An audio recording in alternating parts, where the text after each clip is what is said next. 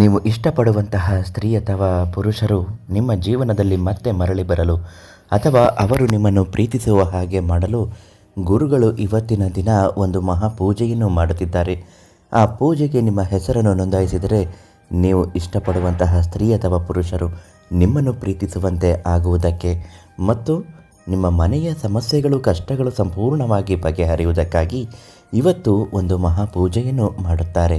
ಮಂಗಳವಾರ ಮತ್ತು ಶುಕ್ರವಾರ ಮಾಡುವ ಪೂಜೆಯಲ್ಲಿ ನೀವು ಕೂಡ ನಿಮ್ಮ ಹೆಸರನ್ನು ನೋಂದಾಯಿಸಿ ಪೂಜೆಯನ್ನು ಮಾಡಿಸಬಹುದು. ಇದರಿಂದ ನಿಮಗೆ ಕಷ್ಟಗಳು ಕಳೆಯುತ್ತೆ, ಆರ್ಥಿಕ ಸಮಸ್ಯೆಗಳು ಮುಕ್ತಾಯವಾಗುತ್ತದೆ ಮತ್ತು ನೀವು ಬಯಸಿದಂತಹ ವ್ಯಕ್ತಿಗಳ ಜೊತೆಗೆ ನಿಮ್ಮ ಮುಂದಿನ ಜೀವನದಲ್ಲಿ ಒಳ್ಳೆಯ ಹೆಜ್ಜೆಯನ್ನಿಟ್ಟು ಮುಂದುವರಿಯುವ ಸಾಧ್ಯತೆ ಕೂಡ ಇರುತ್ತದೆ. ಆ ಒಂದು ಪೂಜೆ ಮಾಡಿಸಲು ಏನು ಮಾಡಬೇಕು ಅಂತ ಇವತ್ತಿನ ವಿಡಿಯೋದಲ್ಲಿ ತಿಳಿಸ್ಕೊಡ್ತೀನಿ.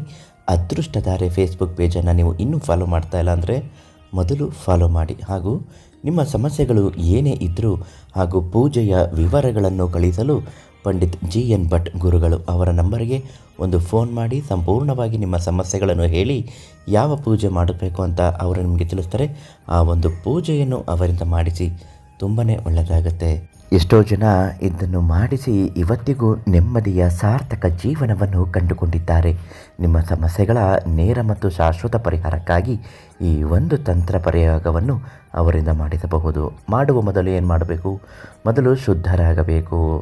ಆ ದಿನ ನೀವು ಫೋನ್ ಮಾಡಿದ ದಿನ ತಣ್ಣೀರಿನ ಸ್ನಾನ ಮಾಡಿ ಮಡಿಯನ್ನು ಉಡಬೇಕು.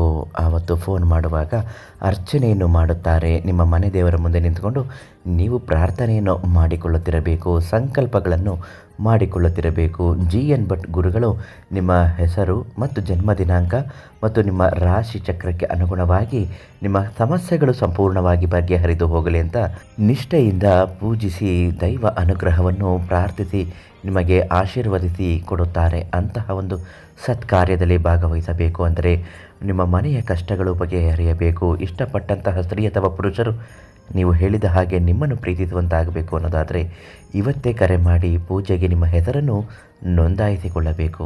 ಎಲ್ಲ ಸಮಸ್ಯೆಗೂ ಪರಿಹಾರ ಸಿಗುತ್ತೆ. ದುಡ್ಡು ಕಾಸಿನ ವಿಚಾರದಲ್ಲೂ ಕೂಡ ದೀರ್ಘ ಅವಧಿಯ ತೊಂದರೆಗಳು ಇದ್ದರೂ ಪರಿಹಾರ ಆಗೇ ಆಗುತ್ತೆ. ಮಹಾದೈವ ಶಕ್ತಿ ಇರುವ ಗುರುಗಳಿಂದ ಸಾಕಷ್ಟು ಜನ ಸಾವಿರಾರು ರೀತಿಯಲ್ಲಿ ಪೂಜೆ ಮಾಡಿಸಿಕೊಂಡು ಇಂದು ನೆಮ್ಮದಿಯಾಗಿದ್ದಾರೆ. ಅದಕ್ಕಾಗಿ ಪಂಡಿತ್ GN ಭಟ್ ಗುರುಗಳಿಗೆ ಇವತ್ತೇ ಫೋನ್ ಮಾಡಿ.